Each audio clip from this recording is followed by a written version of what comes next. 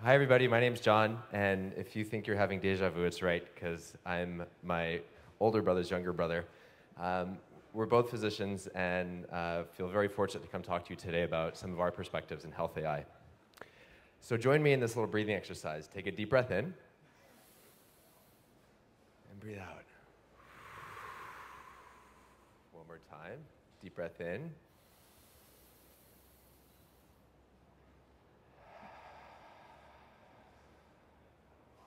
One more time.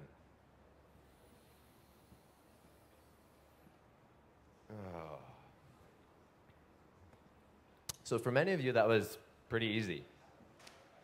For some people, taking a deep breath like that is challenging, especially if they have diseases like asthma, COPD, cystic fibrosis, or lung cancer. Fortunately, there's technology that is available to help people with those diseases. However, the path from idea to helpful innovation is slightly complicated.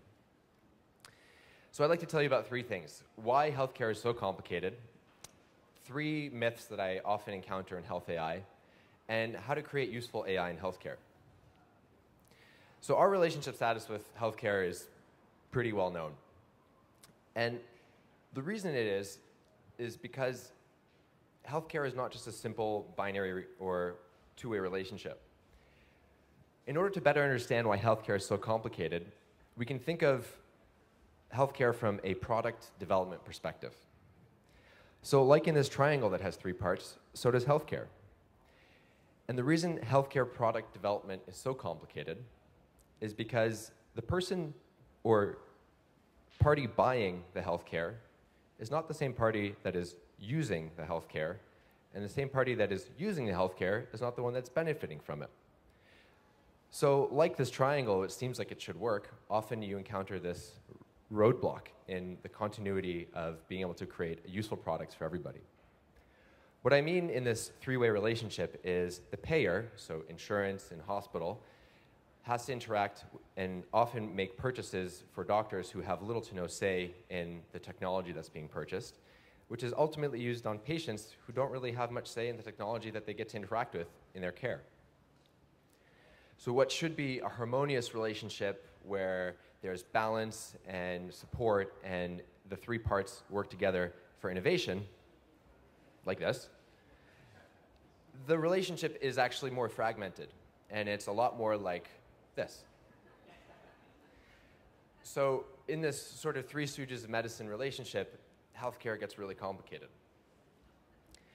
And the question becomes, where in this relationship should AI take place? Should it benefit the payers? Should it benefit the doctors? Should it benefit the patients? Ideally, it should be everywhere. But how do we make sure that AI solutions benefit everybody equally? And if they don't benefit everybody equally, how do we reduce the friction of those relationships? So I'd like to tell you about three myths or things that I often hear in health AI that I think should be tweaked a little bit. The first is that AI will replace doctors. The second is that patients want AI doctors. And third, that AI means more efficient healthcare. So my slight modification is, I think doctors will have AI tools. The patients don't necessarily want an AI doctor. They want a doctor who has tools that allows them to spend more time and connect with them as a patient. And although AI might make some parts of healthcare more efficient, it will create a whole new slew of problems that we haven't really anticipated before.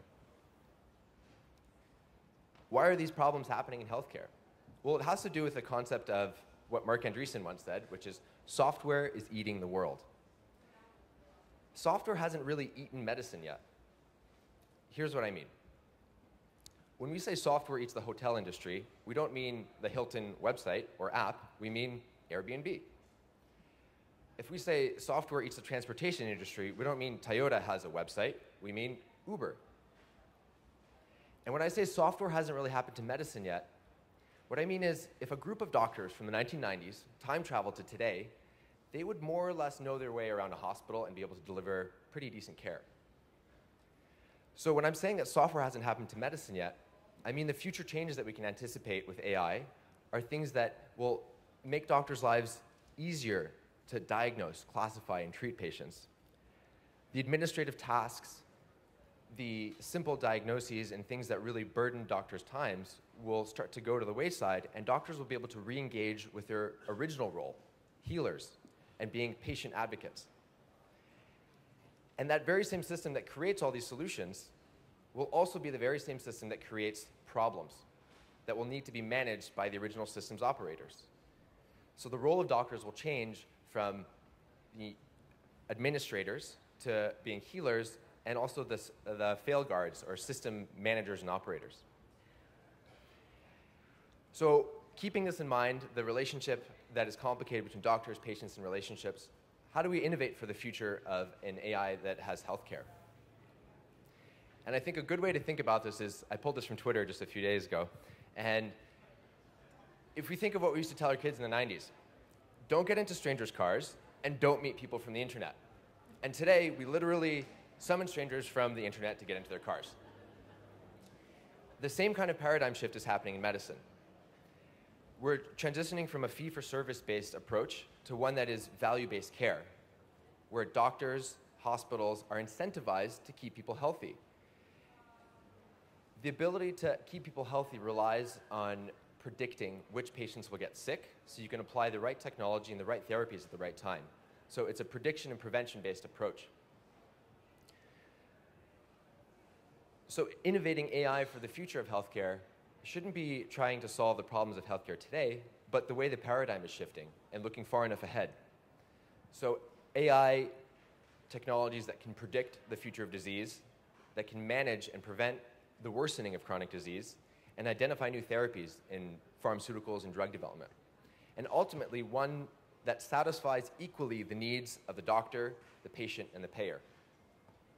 I'd like to tell you an example of one such company that's doing work in this space, Imago, which is working to detect and quantify cancer when it matters. Some of the things we're working on are using AI to look at medical images to see things that doctors, radiologists would never be able to see in the first place, such as the genetics of a tumor. Why is that useful? Well, if you know the genetics of a tumor, you can minimize the need to biopsy it, which is an invasive medical procedure. And when you know the genetics of a tumor, you can apply the right medication at the right time. Unfortunately, now the way most cancers are treated is patients have to fail a therapy, so the cancer has to progress before you say, maybe we should use a different kind of treatment.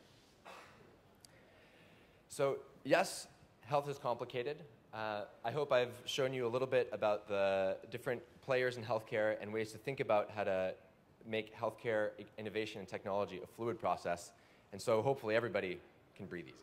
Thank you.